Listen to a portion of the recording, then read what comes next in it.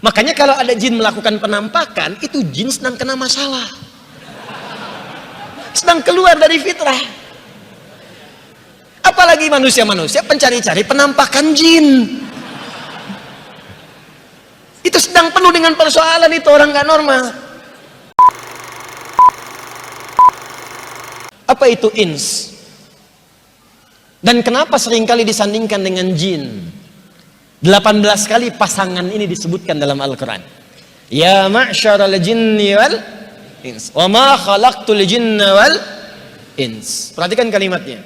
Ins setidaknya punya 3 makna utama. Satu, sosok yang tampak terlihat, kelihatan. Kedua, sosok yang baik, penuh manfaat. Ketiga, sosok yang halus dan lembut, ins. Jadi yang makhluk halus itu kita, bukan jin. Jin disandingkan dengan ins karena bersamaan dengan itu menjadi paradoks, lawan dari makna ins. Jadi kalau ins punya 3 arti, jin pun 3 arti. Manusia ins tampak, jin disebut jin karena tersembunyi. Makanya semua kata dalam bahasa Arab yang dimulai dengan jim dan nun semua tersembunyi. Janin, jim dengan nun. Kenapa disebut janin? Karena tersembunyi di dalam perut ibunda itu. Jannah, jim dengan nun. Kenapa disebut jannah? Karena surganya masih tersembunyi, belum nampak pada kita sekarang. Jelas? Nah, jin sebagai penutup bagian pertama ini, kenapa disebut dengan jin? Karena fitrah penciptaannya tersembunyi, tak nampak dalam pandangan kita sekarang. Makanya kalau ada jin melakukan penampakan, itu jin sedang kena masalah,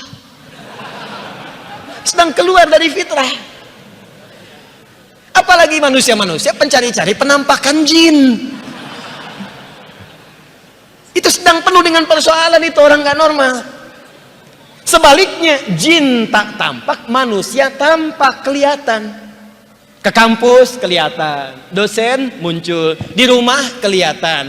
Makanya kalau ada manusia yang senang sembunyi-sembunyi, itu artinya sama dengan bukan, sama dengan sedang keluar dari fitrahnya, sedang punya masalah itu. Ke masjid sembunyi-sembunyi, udah tahu ke rumah ada pintu depan lewat jendela.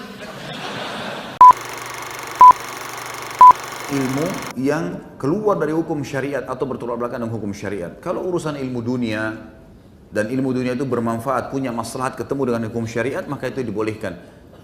Sampai ulama membagi 2, mengatakan ada ilmu yang bermanfaat, ada ilmu yang tidak bermanfaat atau mendatangkan dosa. Ilmu bermanfaat adalah ilmu syariat atau semua ilmu yang bermanfaat bagi manusia, pengetahuan umum dan seterusnya.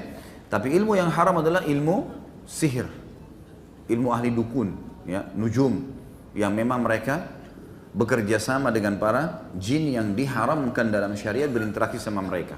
Allah sengaja buat tidak kelihatan supaya jangan berteman, jangan bergaul, jangan menikah, tidak usah dipanggil. Kalau datang diusir, nggak ada hubungan sama kita.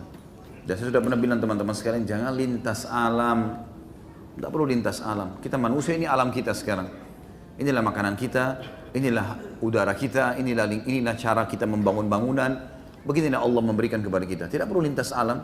Hewan kalau mau makan, dia terekam mangsanya, baru dia makan mentah-mentah. Manusia nggak bisa. Nggak usah lintas ke alam hewan. Kita jijik nantinya. Alam kita tidak. Diberikan perasaan, diberikan ilmu oleh Allah, sehingga kita masak, kita berikan garam, kita berikan ini, kita berikan itu, supaya kita bisa rasa beda. Jin pun begitu, alamnya berbeda. Makanannya beda dengan makanan kita, dimensi waktu berbeda, postur tubuh berbeda. Untuk apa? Ada orang mau ngetes-ngetes, sengaja mau panggil syaitan, sengaja mau nikah dengan syaitan. Untuk apa ini? Bukankah sering dibuatkan begitu di acara-acara media kita? Dibuatkan acara sengaja manggil syaitan, sengaja direkayasa seperti syaitan itu ada, mengganggu. Nah, ada semua itu teman-teman sekalian. Makin dibuat itu makin jadi-jadi mereka. Sebagaimana Allah sebutkan dalam surah jin yang pernah saya sebutkan, orang-orang Arab jahiliyah, mereka kalau safar, mereka selalu berkata pada saat sebelum Nabi SAW diutus, dan sebelum mengingatkan mereka karena wahyu belum turun, mereka selalu kalau tiba di sebuah lembah, mereka ngambil setengah bekalnya, pimpinan kafilah itu, lalu kemudian dia berkata, pimpinan kafilah, hai penjaga lembah, ambillah setengah bekal kami, jangan ganggu kami. Padahal sebenarnya tidak ada apa-apa di lembah itu. Nggak ada apa-apa, akhi, kalau antum jalan sendiri, nggak ada apa-apa, nggak ada masalah. Coba antum duduk di situ, antum duduk, tidur, gak ada apa-apa, sama sekali. Syaitan cuma membisikkan saja, tidak lebih daripada itu. Menakut-nakuti. Kalau kita berani, dia tidak bisa buat apa-apa. Maka Allah mengatakan, fazaduhum rahaqa. Maka syaitan-syaitan itu makin mengerjain mereka. Kalau kita takut, maka dia akan jadi-jadi.